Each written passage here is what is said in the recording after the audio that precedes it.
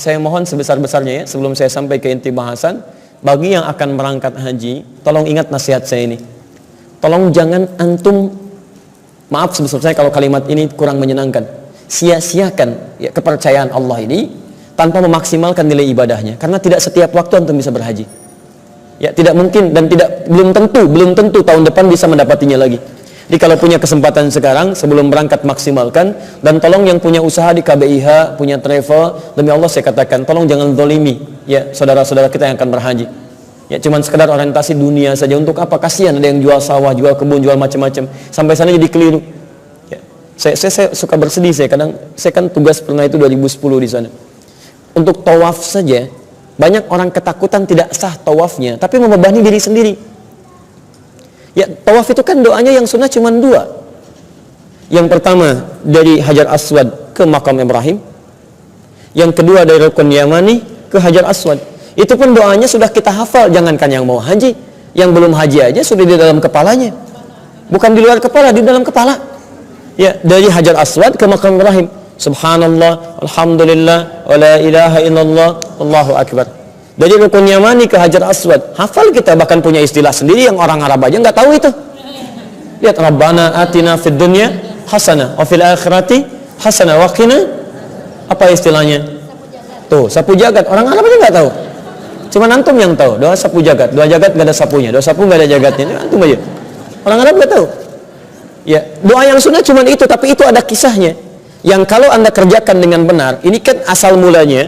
Kenapa sampai Makam Ibrahim? Karena ada kisah, ini di esensinya, ada kisah perjalanan spiritual Nabi Ibrahim yang mempraktekkan kalimat subhanallah, alhamdulillah, wa la ilaha illallah, Allahu akbar. Kisahnya nanti ada di Quran surah ke-6 Al-An'am ayat 76 sampai ayat 80. Ketika itu dipraktekkan, maka makna subhanallah bukan cuma bicara, tapi dipraktekkan isinya. Dan tidak mudah itu, sampai dijauhi orang tuanya, sampai diusir dari kampungnya, ada yang dibakar dan sebagainya. Tapi dipraktekkan subhanallah, alhamdulillah dipraktekkan, la ilaha illallah dipraktekkan, Allahu akbar dipraktekkan. Apa yang terjadi? Ketika Anda bisa mengerjakan ini, maka Nabi Ibrahim diberikan karunia oleh Allah yang kata manusia mustahil mendapatinya. Rahasianya dari Quran surah 19 dari ayat 49 sampai ayat ke-50. Wa wahab falamma i'tazalahum wa ma ya'buduna min dunillahi, lihat kalimatnya, wahabna lahu ishaq wa yaqub. Dan ketika Nabi Ibrahim bisa mempraktekkan inti kalimat subhanallah, alhamdulillah, Allahu akbar, lantas meninggalkan semua kebiasaan kaumnya yang menjauh dari Allah, maka kami anugerahkan hal yang mustahil menurut makhluk kebanyakan. Beliau yang punya istri namanya Sarah, diponis secara medis tidak mungkin punya keturunan, tidak akan punya anak. Mohon maaf, secara klinis diponis monofos dan mandul, sudah tidak punya harapan. Tapi ketika bisa mengerjakan kalimat-kalimat tadi, diamalkan isinya, bukan sekedar dikatakan, maka kata Allah, wahabna lahu ishaq, kami tetapkan istrinya yang divonis tidak mungkin punya keturunan itu, dia bisa mengandung dan melahirkan. Sampai kaget itu. Ada di Quran surah ke-51 ayat 24 sampai ayat 30-nya. Ada. Jadi sesungguhnya, kenapa kemudian Anda diminta meniru itu dari Hajar Aswad? Segelap apapun kita, seburuk apapun masa belakang kita, yang punya menghitam barangkali dengan banyak dosa, terbuka peluang untuk kita mengamalkan kalimat tadi. Hajar Aswad itu apa artinya? Batu hitam. Memang tadinya hitam? Apa tadinya? Putih. Kenapa jadi hitam? Karena dosa manusia. Bapak Ibu manusia bukan? Mungkin karena dosa Anda yang menyumbang itu jadi hitam. Mungkin karena dosa kita yang menyumbang itu jadi hitam. Makanya ketika orang menatap Ka'bah dengan imannya, dia datang membawa kesalahan, itu bisa menangis. Kenapa? Karena tiba di situ rahmat Allah diturunkan. Ayo kamu segelap apapun dalam hidup, sebanyak apapun punya dosa, ayo bersimpuh kepada Allah saat ini. Anda bisa menangis. Ketika itulah sadari apa yang salah. Mungkin karena Anda kurang subhanallah, karena Anda kurang alhamdulillah, karena Anda kurang la ilaha illallah, karena Anda kurang Allahu akbar. Ikuti dulu jejak Nabi Ibrahim. Ketika Anda bisa ikuti itu, kenapa akhirnya sampai Makam Ibrahim? Ketika Anda bisa kerjakan itu, maka Allah buka peluang. Mau minta apa sekarang? Jangankan yang biasa, yang mustahil pun seperti Nabi Ibrahim mengalaminya, saya akan kabulkan. Makanya Anda boleh meminta di saat itu dari Makam Ibrahim sampai dengan Rukun Yamani, minta sebanyak-banyaknya. Boleh pakai bahasa Indonesia, nggak harus pakai bahasa Arab. Ini saya suka kasihan kadang-kadang karena takut tawafnya itu tidak sah, akhirnya buka buku, muter lagi. Pertama ini, kedua ini. Salah sih tidak. Cuman apa yang diminta bukan sesuai dengan apa yang diperlukan. Jangankan diperlukan, paham aja enggak.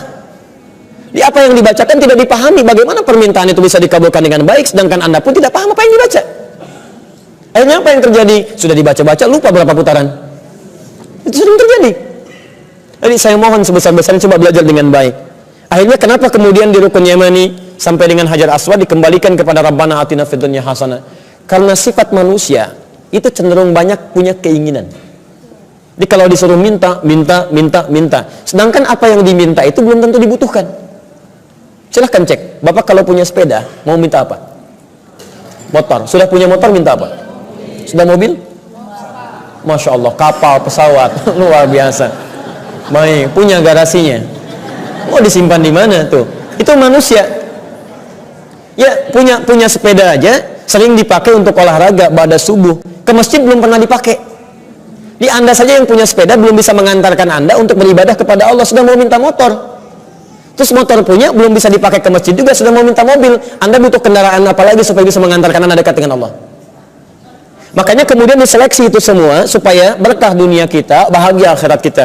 Maka semua permintaan Anda diseling lagi harus masuk dalam kategori Rabbana atina fid dunya hasanah wa fil akhirati hasanah. Baik untuk dunia Anda, manfaat untuk akhirat Anda. Ini yang dimaksudkan dua hal tadi. Makanya ini baru untuk urusan tawaf saja, belum yang lainnya. Saya punya pengalaman menarik itu waktu di sana. Orang ini bagus, tapi tidak harus ditiru dengan caranya. Dia sudah lewat di Multazam, dia di situ dia minta pakai bahasa dia. Bagus dan terkabul.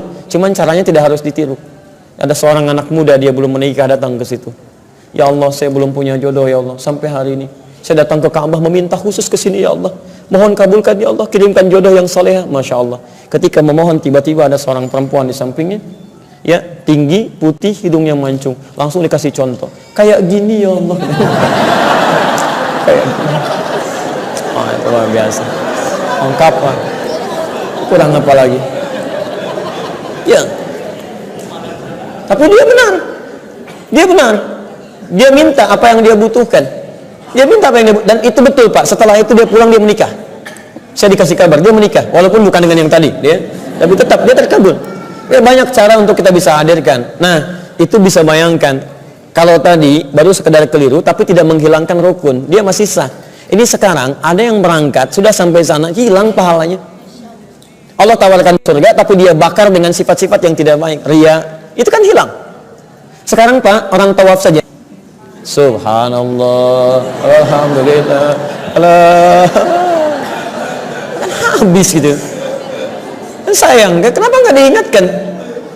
Kenapa nggak diingatkan ya kan? Nah jadi ini yang penting, kadang-kadang penting untuk disampaikan sebelum berangkat supaya nggak sia-sia. Sekarang persoalannya, mohon izin, ini sudah apa hubungan dengan bahasan kita? Ustaz, enak ya bisa haji dapat surga. Itu bagaimana dengan kami yang belum punya kesempatan? Adakah kita punya harapan untuk bisa mendapatkan surga yang sama yang dijanjikan kepada orang yang haji? Maka Masya Allah, keadilan Allah menjadikan surga terbuka bagi siapapun yang mau berusaha keras mewujudkannya. Maka disampaikanlah informasi kepada Nabi, dan informasi itu begitu hebatnya karena orang yang berhaji dengan yang tidak berhaji bisa mendapat anugerah yang sama dari Allah Subhanahu wa Ta'ala, tapi dengan cara yang berbeda. Ini yang paling menarik. Apa diantaranya?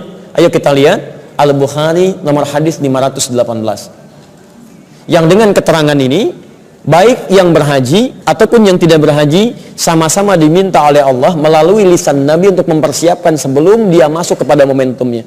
Yang belum haji fokus diberikan oleh Allah melalui lisan Nabi persiapan. Yang akan haji diminta langsung oleh Al-Quran mempelajari persiapannya yang disebut dengan manasik sebelum dia berangkat ke kota Makkah dan kota Nabi. Yang tidak haji, saking pentingnya keterangan ini diminta sebelum masuk ke momentumnya supaya persiapan dulu. Seperti persiapan orang yang akan berangkat haji. Di orang haji manasik, orang ini pun dia ibadah, dia belajar. Paham sampai sini?